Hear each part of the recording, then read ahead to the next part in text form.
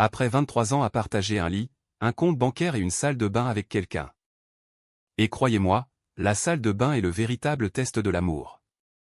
Vous développez un sixième sens à son sujet. Vous savez quand quelque chose cloche. Vous le ressentez avant même de le voir. Comme une odeur dans l'air qui n'a rien à y faire.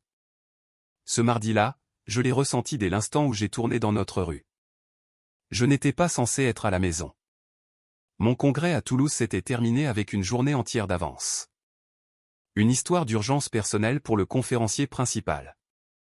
Personnellement, je pense qu'il a juste regardé le public et a perdu l'envie de vivre. Quoi qu'il en soit, j'ai pris le premier vol pour rentrer. Aucun appel passé, aucun SMS envoyé. Je m'étais dit que j'allais faire la surprise à Valérie. Peut-être prendre son plat thaïlandais préféré en chemin. Peut-être m'asseoir enfin en face de ma femme au dîner, pour une fois, sans un ordinateur portable entre nous. Je me sentais bien. J'aurais dû m'en douter.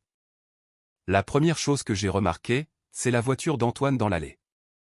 Antoine, c'est mon fils.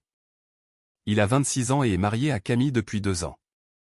Ils ont leur propre appartement en centre-ville, un très bel appartement, pourrais-je ajouter, que j'ai aidé à meubler, alors voir sa voiture chez moi un mardi après-midi n'était pas seulement inhabituel. C'était étrange. Antoine ne passe jamais à l'improviste. Antoine fait à peine des visites programmées. Je suis resté assis dans ma voiture une seconde et j'ai dit à voix haute à personne, « Laurent, pourquoi la voiture de ton fils est-elle dans ton allée un mardi ?» Je n'avais pas de réponse à m'apporter. J'ai donc attrapé ma valise cabine et j'ai marché jusqu'à la porte d'entrée. La deuxième chose que j'ai remarquée, c'est le silence. Pas le genre de silence paisible, pas celui où tout le monde se détend. Le genre de silence lourd, pesant et malsain. Le genre qui a un poids. J'ai poussé la porte et je suis entré. Antoine et Camille étaient assis ensemble sur le canapé du salon. Et voici la partie qui me donne encore des frissons quand j'y repense. Ils ne regardaient pas la télévision. Ils n'étaient pas sur leur téléphone. Ils étaient simplement assis comme 2 personnes dans une salle d'attente qui auraient déjà accepté la nouvelle, quelle qu'elle soit. Antoine a levé les yeux le premier. Et je veux que vous prêtiez une attention toute particulière à ce que je vais vous dire, car c'est le détail qui a tout changé pour moi. Il n'était pas surpris de me voir. Pensez-y. Votre père, qui est censé être à Toulouse, franchit la porte d'entrée avec une journée d'avance et vous ne bronchez même pas. Pas d'yeux écarquillés. Pas de « Papa, qu'est-ce que tu fais là ?» Rien. Juste un lent battement de cils et un regard que je ne peux qualifier que de calculateur. Camille a souri, et je vous le dis, ce sourire n'avait absolument rien à faire sur le visage de qui que ce soit cet après-midi-là. J'ai dit, « Antoine, qu'est-ce qui se passe ? Où est ta mère ?» Il s'est éclairci la gorge et a dit, « Papa, salut, on allait justement t'appeler. » Ah oui, ai-je répondu d'un ton neutre. Ce n'était pas une question. Maman a fait un malaise ce matin, a-t-il dit. Elle est à l'hôpital Saint-Joseph, mais elle est stable. Je n'ai plus rien entendu après l'hôpital Saint-Joseph. J'étais de retour dans ma voiture en 11 secondes. Je le sais parce que j'ai compté. Le choc vous fait un peu cet effet-là. Il oblige votre cerveau à s'accrocher aux détails les plus inutiles pendant que les plus importants essaient de vous tuer. J'ai appelé Stéphane en chemin. Stéphane Dumont est mon meilleur ami depuis 1987. Cet homme m'a soutenu lors d'une frayeur de divorce, 2 crises économiques et la catastrophe absolue qu'a été ma tentative de me laisser pousser la barbe en 2009. S'il y a quelqu'un sur cette terre qui me dira la vérité sans l'emballer dans du papier bulle au préalable, c'est bien Stéphane. Il a décroché à la 2e sonnerie. « Laurent, qu'est-ce qu'il y a, mon frère ?» Valérie est à l'hôpital, ai-je dit. À Saint-Joseph. Je viens de rentrer et Antoine et Camille étaient assis dans mon salon comme 2 personnes qui connaissaient déjà la fin du film. Silence de mort à l'autre bout de la ligne. Puis, comment ça, comme s'ils le savaient déjà ? Stéphane, mon fils n'a même pas réagi quand j'ai passé la porte. J'étais censé être à Toulouse. Une autre pause. Puis, très doucement, il a dit, « Laurent, j'ai besoin que tu restes calme. » Je suis calme, ai-je répondu. Non, a-t-il rétorqué. Tu conduis. Ce n'est pas la même chose. Il n'avait pas tort. L'hôpital Saint-Joseph était à 15 minutes de chez moi. J'ai fait le trajet en 9 minutes. Je ne répondrai à aucune question à ce sujet. Le docteur Sylvie Mercier m'a accueilli au poste de soins infirmiers. C'était une femme posée, la cinquantaine, le genre de médecin qui annonce de mauvaises nouvelles avec un regard assuré et une voix qui ne tremble pas. J'ai apprécié cela. J'avais besoin de stabilité à ce moment-là. Elle a dit, « Monsieur Girard, je suis heureuse que vous soyez là. Votre femme a été amenée ce matin par votre fils. Elle présentait une désorientation sévère. Une souffrance organique et des marqueurs de toxicité élevés dans ses analyses sanguines. » J'ai répété, « Des marqueurs de toxicité ?» Elle a répondu, « Oui, nous effectuons un bilan complet, mais je veux être franche avec vous.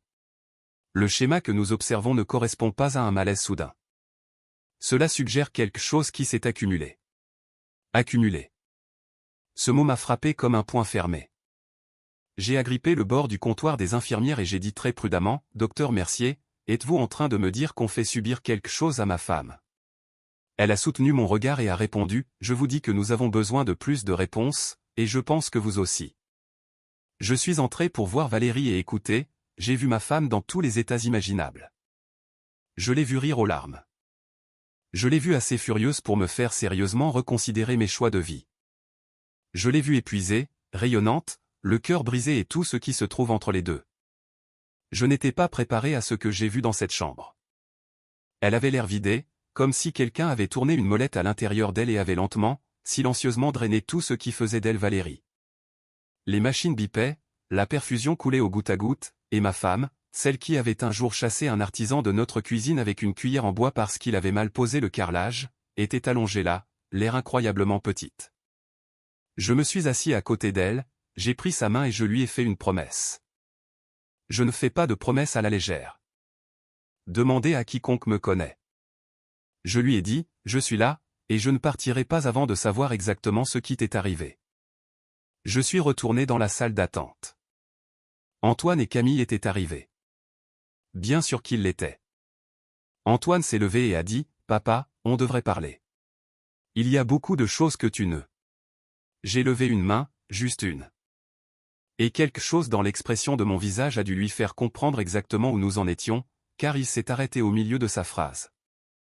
J'ai dit, « Pas encore. » Puis je me suis dirigé vers le coin de cette salle d'attente, j'ai sorti mon téléphone et j'ai commencé à faire la seule chose qu'ils n'avaient jamais vu venir. J'ai commencé à verrouiller absolument tous les comptes auxquels ils avaient accès. Sans exception.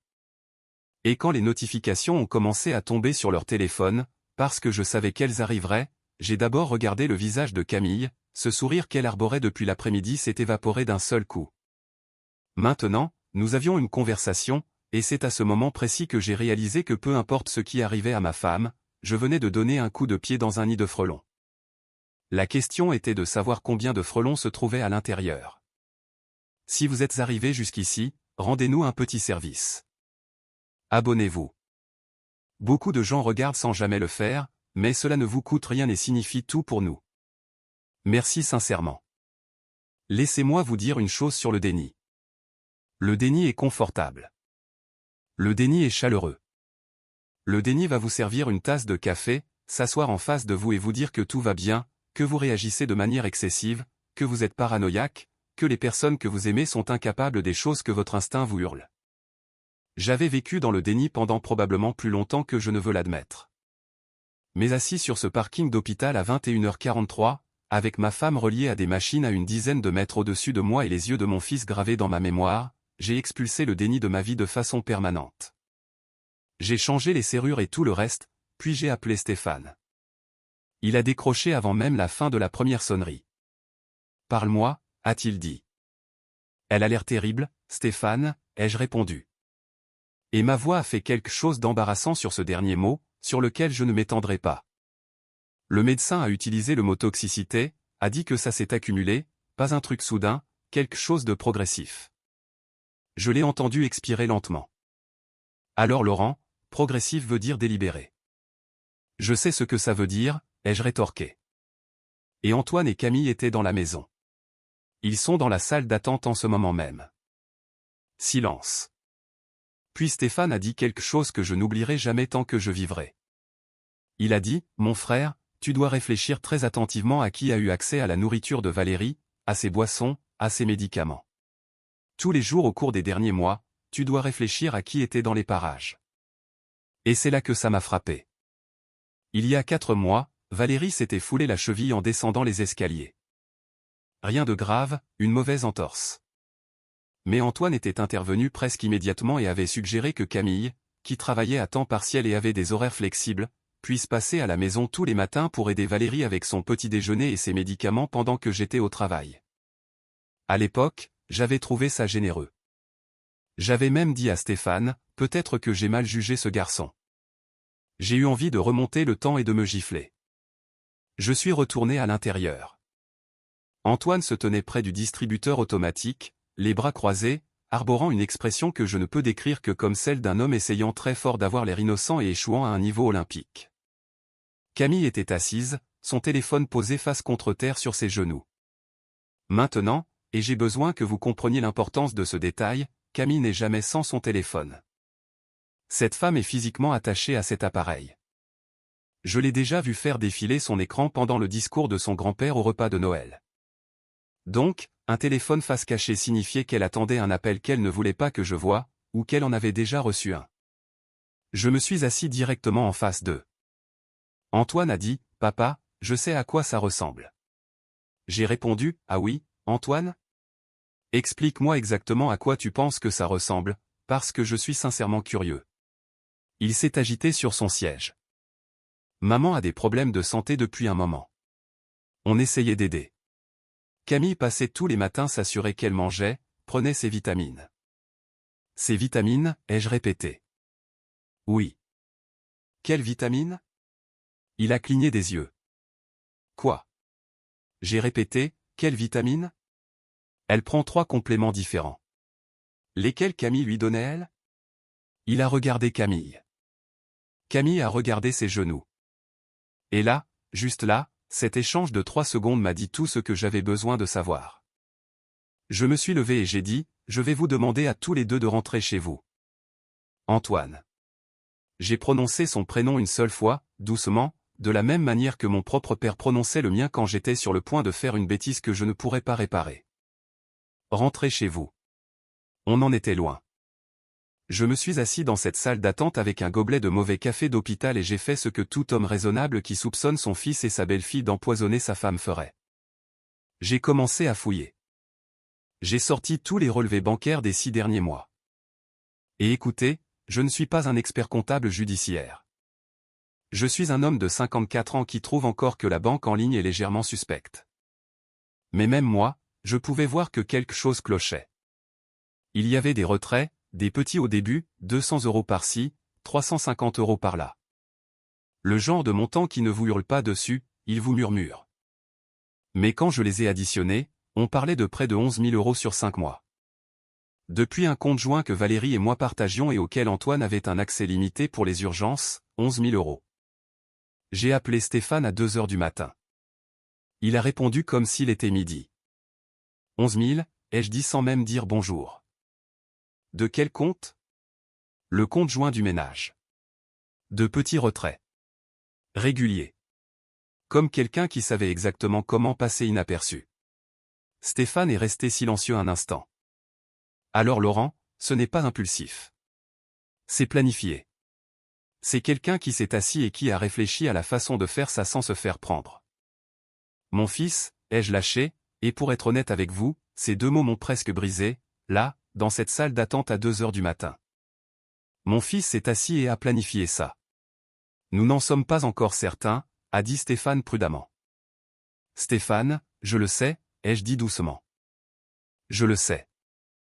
Le lendemain matin, le docteur Sylvie Mercier m'a trouvé exactement là où elle m'avait laissé, dans cette salle d'attente, ressemblant à un homme qui avait traversé une guerre et l'avait perdu. Elle s'est assise à côté de moi, ce que les médecins ne font pas d'habitude, je l'ai remarqué, et elle a dit, « Monsieur Girard. » Le bilan complet est revenu. J'ai dit, « Dites-moi tout. » Elle a expliqué, « Votre femme présente des niveaux élevés d'un composé correspondant à l'ingestion à long terme d'un métal lourd spécifique. Les taux suggèrent une exposition constante sur une période de plusieurs mois. Ses reins sont soumis à rude épreuve. Nous avons commencé le traitement, et je veux être clair. Nous l'avons pris à temps. Elle a de fortes chances de s'en remettre. J'ai fermé les yeux juste une seconde. Puis j'ai dit, docteur Mercier, si quelqu'un faisait cela délibérément, comment l'administrerait-il? Elle a fait une pause. Puis très prudemment, elle a répondu, cela pourrait être introduit dans la nourriture, dans les boissons, dans les compléments alimentaires, en particulier ceux à base de poudre qui se dissolvent facilement et n'ont pas de goût particulier. J'ai entendu la voix d'Antoine dans ma tête, Camille passait tous les matins s'assurer qu'elle mangeait, prenait ses vitamines. Je me suis levé si vite que ma chaise a raclé le sol et le docteur Mercier a posé une main sur mon bras. Monsieur Girard, je dois passer un coup de téléphone, ai-je dit. J'ai d'abord appelé mon avocate. Ensuite, j'ai appelé la banque et j'ai fait verrouiller, restructurer et protéger par des mots de passe tous les comptes restants, avec des codes auxquels seul moi et mon avocate avions accès. J'ai retiré l'accès d'urgence d'Antoine. J'ai annulé les virements automatiques. J'ai tout supprimé. Dans les 20 minutes qui ont suivi, mon téléphone a commencé à sonner. Antoine 4 fois. Camille 2 fois. Puis un SMS d'Antoine qui disait « Papa, qu'est-ce que tu as fait? Pourquoi je ne peux plus accéder à rien? Rappelle-moi tout de suite. » Tout de suite. En majuscule et tout. J'ai fixé ce message pendant un long moment.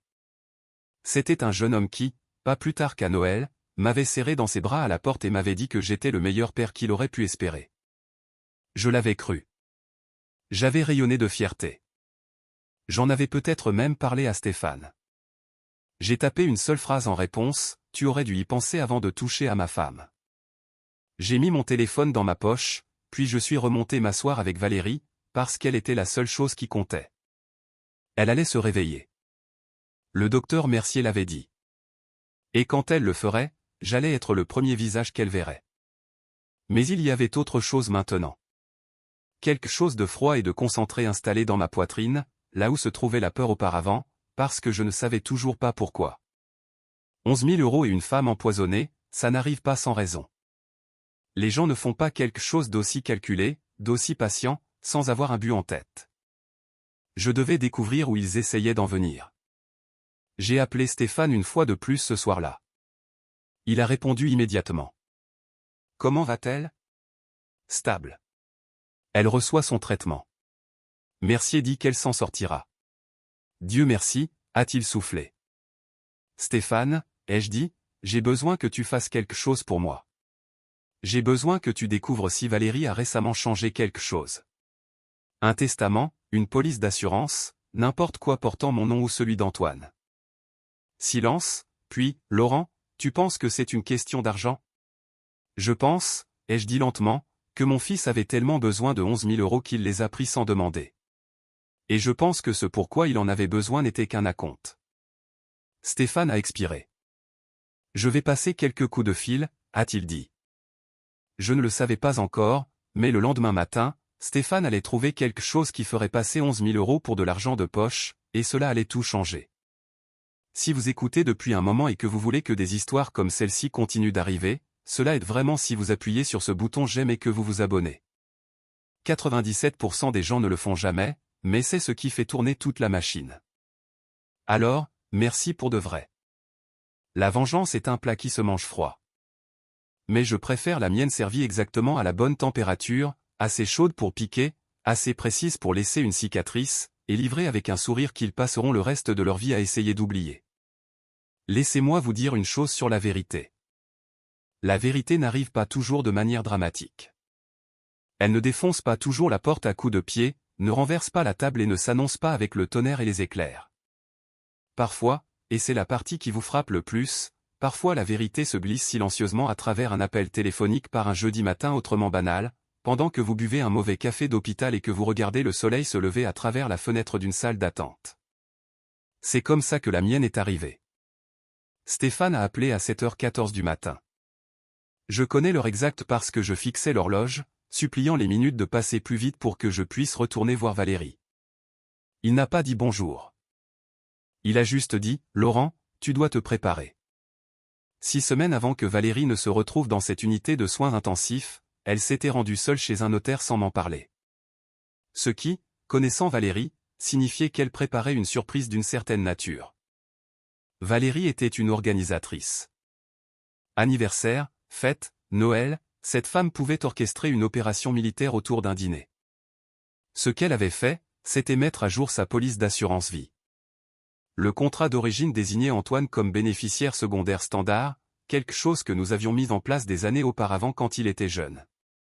Valérie y était allée pour le mettre à jour, pour retirer complètement Antoine et tout rediriger vers un fonds de bienfaisance qu'elle construisait discrètement depuis 2 ans, une fondation pour l'alphabétisation des enfants défavorisés. Quelque chose dont elle ne m'avait jamais parlé parce qu'elle voulait le présenter comme un projet pleinement opérationnel avant de le faire. C'était tout Valérie. Jamais de demi-mesure. L'assurance s'élevait à 2,3 millions d'euros. Antoine l'avait découvert. Je ne sais pas comment. Et honnêtement, ce détail n'a presque pas d'importance, mais il avait découvert que sa mère était sur le point de le priver de 2,3 millions d'euros. Et au lieu de prendre le téléphone et d'avoir une conversation comme un homme adulte, lui et Camille s'étaient assis et avaient décidé que la réponse la plus raisonnable était de s'assurer que Valérie ne vive pas assez longtemps pour finaliser les papiers. Le cabinet du notaire avait un délai de traitement de 30 jours.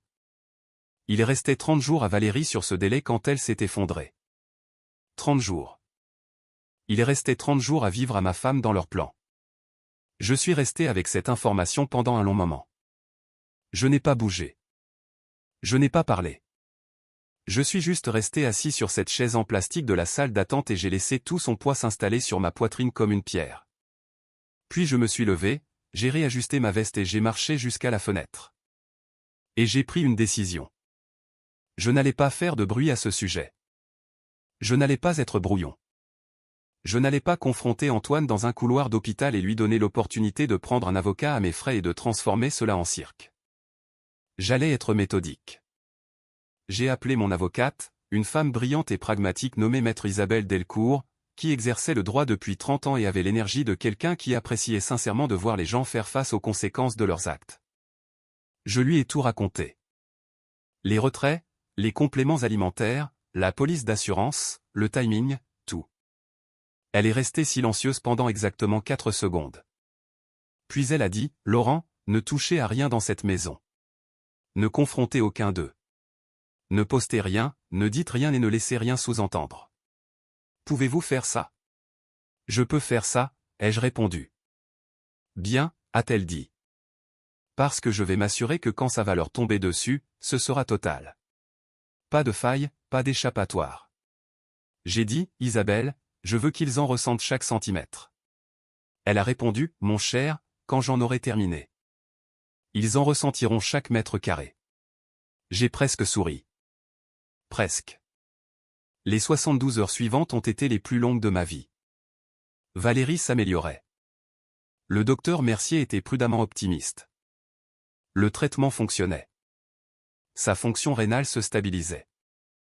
Et le 2e jour, elle a ouvert les yeux, m'a regardé et a dit dans la version la plus épuisée et éraillée de sa voix, « Laurent, tu as une mine affreuse. » Et j'ai ri. J'ai vraiment ri aux éclats dans l'unité de soins intensifs. L'infirmière m'a regardé comme si j'avais perdu la tête. Peut-être que c'était le cas.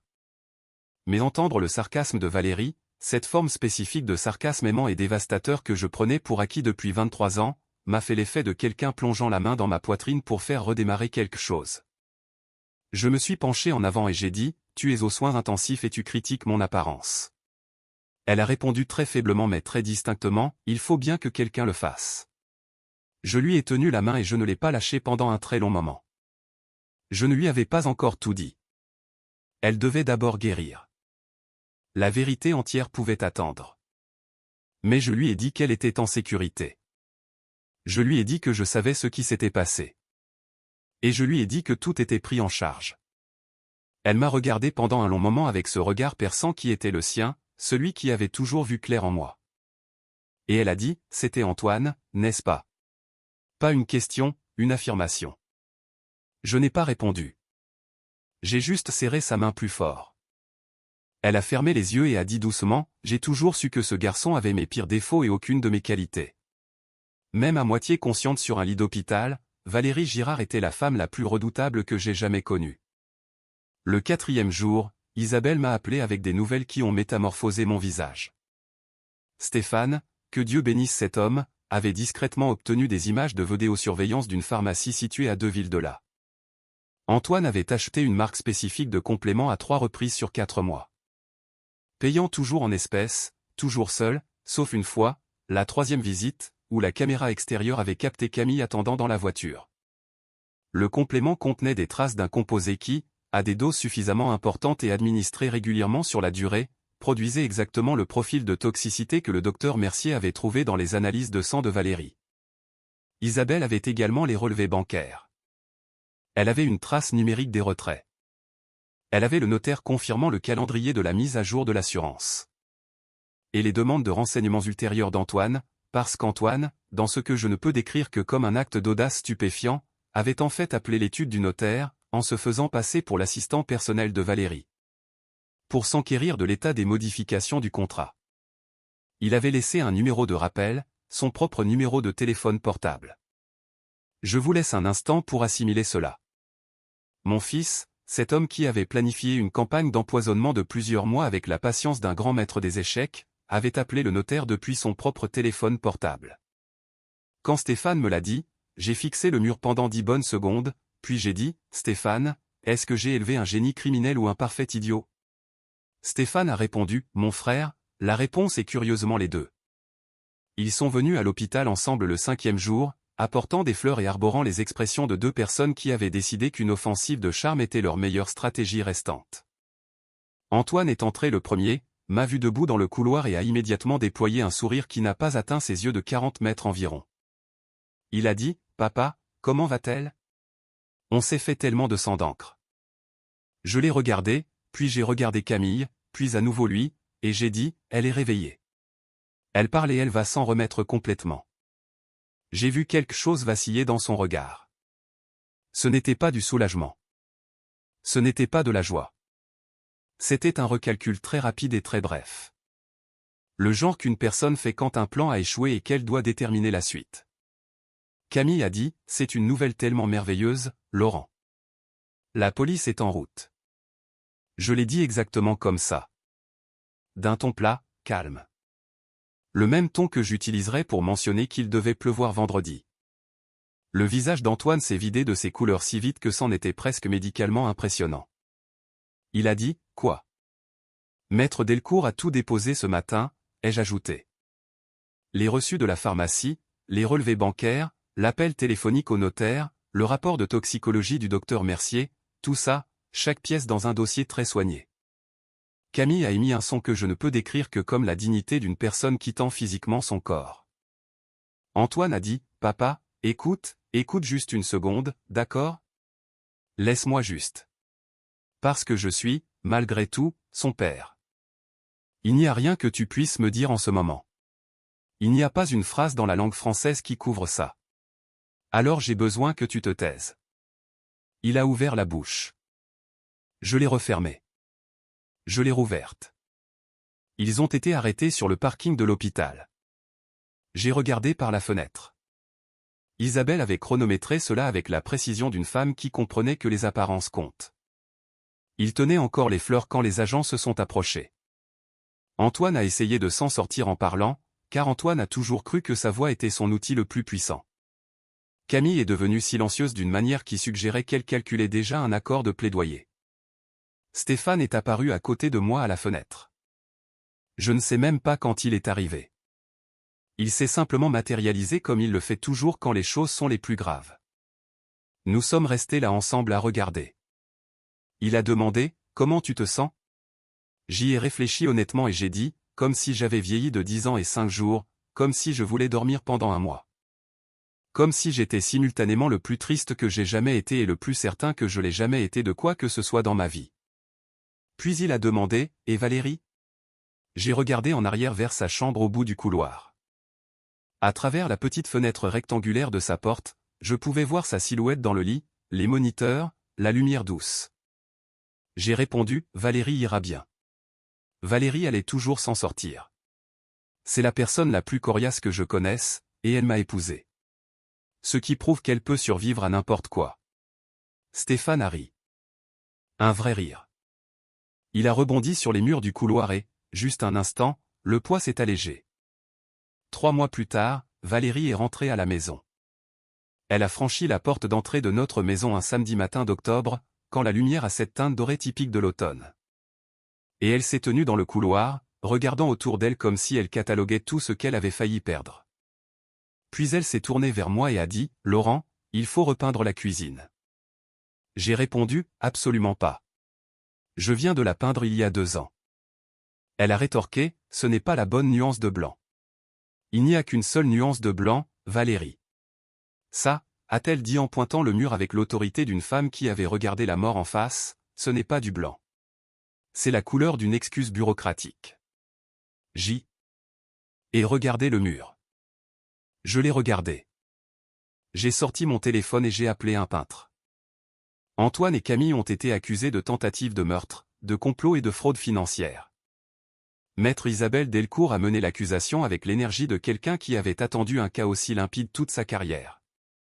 Le procès a duré 11 jours. Le verdict a pris 4 heures au jury.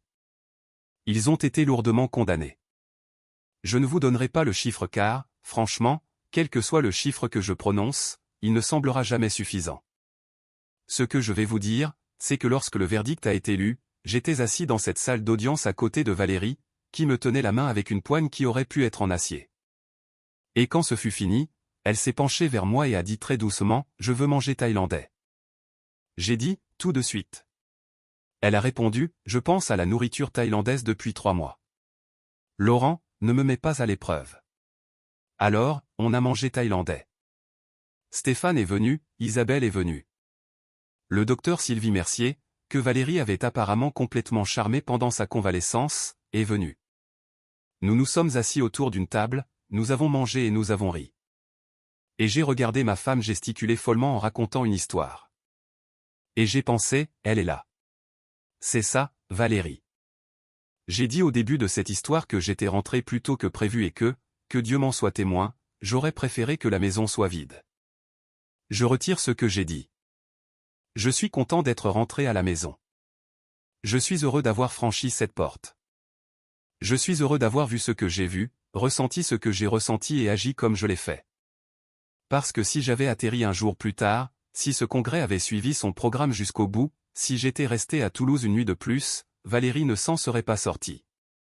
Et j'aurais passé le reste de ma vie à ne pas savoir pourquoi. Alors non. Je ne regrette pas que la maison n'ait pas été vide. J'aurais aimé que mon fils soit l'homme que je pensais avoir élevé. Mais vous ne pouvez pas contrôler ce que les gens choisissent de devenir dans l'obscurité. Vous ne pouvez contrôler que ce que vous faites quand la lumière s'allume. Je suis rentré chez moi. J'ai allumé la lumière. Et je me suis assuré que chaque personne dans cette maison fasse face très exactement à ce qu'elle avait fait. C'est ça, le travail d'un père. Ça a toujours été ça.